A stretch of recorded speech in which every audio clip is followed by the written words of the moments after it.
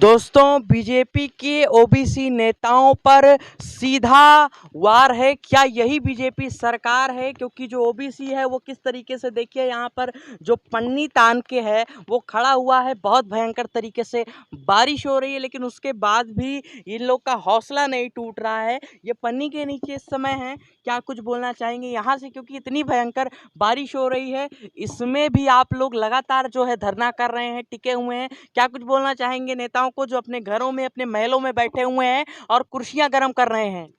जी, अभी जो हमारे डिप्टी सीएम केशव मौर्य जी हैं, इनसे भी जब मुलाकात हुई तो इन्होंने कहा अधिकारी जो ज़िम्मेदार हैं उनको हम जेल भेजेंगे।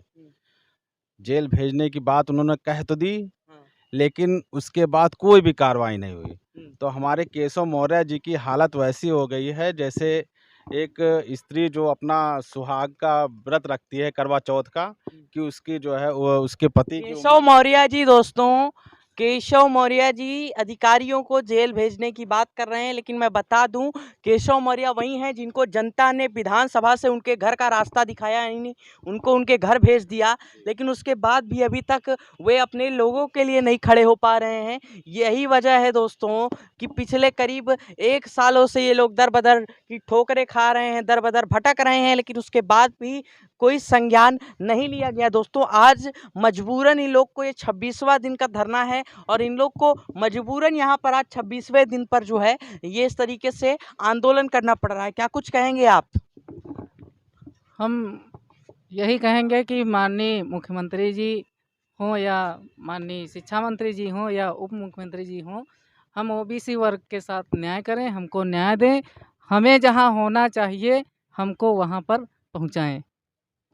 दोस्तों ये ठगी का मामला कब तक चलता रहेगा? क्योंकि इसके पहले सतीश द्विवेदी जी थे, उनके शासनकाल में भी ये ठगी का मामला नहीं रुका। लगातार जो अभ्यर्थी हैं उनके साथ में एक तरीके से बोल सकता हूँ अन्याय हुआ, अत्याचार हुआ, और उसके बाद ये जो 68,500 का मुद्दा है, ये संदीप सिंह जी की सरकार है, उसके बाद भी इन लोगों के साथ में अन्याय हो रहा है। लेकिन आज कोई भी बोलने वाला नहीं है, ना ही बीजेपी, ना ही सपा, ना ही बसपा और ना ही आरजेडी, जो मुख्य पार्टियां हैं, जो अपने आप को मुख्य रूप से उत्तर प्रदेश की मुख्य पार्टियां मानती हैं, वे भी आज इनके मुद्दों पे जो है वो बोलने को नहीं तैयार है। दोस्तों वे अपने घर में आराम कर रहे होंगे, कुर्सियां गर्म कर रहे होंगे, लेकिन यहाँ पर ये जो शिक्षक अभ्यर्थी हैं वो बारिश में लगातार डटे हुए हैं और संघर्ष का जीवन जी रहे हैं। क्या एक बार फिर से इन नेताओं को जो है 2024 के चुनाव में पटकनी देगी ये जनता? ये तो देखने वाली बात होगी, लेकिन फिलहाल हम लगातार कवरेज कर रहे हैं और आपको दिखा रहे हैं कि किस तरीके से 68,500 के शिक्षक अभ्यर्थी टिके हुए हैं। लेकिन पहले संदीप सिंह जी से बात हुई और नजरें छुपा करके वो इस समय जो है वो भागने की कोशिश कर रहे हैं। यहाँ पर आइए जानते हैं, इन्हीं लोगों से बात करते हुए, ये भाई साहब हैं यही बता रहे हैं। आइए इन्हीं लोग से जानने की कोशिश करते हैं क्या कुछ बात हुई और संदीप सिंह जी को क्यों नजरें छुपानी पड़ रही हैं। जी, मैं धीरेन्द्र मौर्य आपके चैनल के माध्यम से बताना चाहता हूँ कि माननीय बेसिक शिक्षा मंत्री जी का जो रवैया पिछले 6 महीनों पहले था वही आज भी है। जब उनसे मिला जाता है तो मुंह में राम बगल में छुरी वाली उनकी कहानी है। मुंह मियाँ मिट्ठू बनते हैं, कह कर के निकल जाते हैं कि 1 महीने का समय दे दीजिए, 2 महीने का समय दे दीजिए, आपका कार्य हम कर देंगे। अभी तक जितनी भी बार उनसे मिला गया, मिल करके उनसे अपनी बातें उनके समक्ष रखी गई, बार बार यही चीज़ें उनके मुख से निकल करके आती हैं कि ठीक है आप लोग जाइए, आपका काम होगा। आज 26 दिन हो गया है।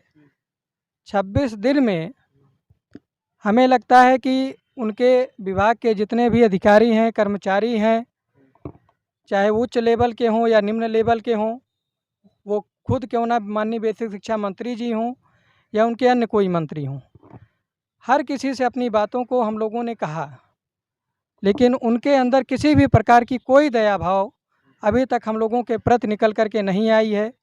जबकि माननीय आयोग की रिपोर्ट सही है, राष्ट्रीय पिछड़ा वर्ग आयोग की रिपोर्ट सही है, उस आयोग को ये लोग क्यों दरकिनार कर रहे हैं, ये बातें अभी समझ में नहीं आ रही हैं। तो दोस्तों इनके जो मुद्दों को है वो शिक्षा मंत्री जी कहीं ना कहीं दरकिनार करते हुए दिख रहे हैं और अब देखने वाली बात होगी कि 2024 में जो 68,500 के अभ्यर्थी हैं, ये बीजेपी को दरकिनार करते हैं, जैसे शिक्षा मंत्री जी इनके मुद्दों को दरकिनार कर रहे हैं, या भारतीय जनता पार्टी को ये लोग चुनेंगे।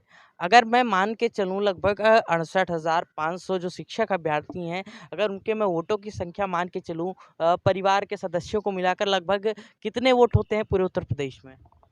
अब 68,500 में एक कैंडिडेट के 4 आप अगर वोट काउंट करते हैं तो करीब 2,40,000 के लमसम ऊपर निकलेंगे।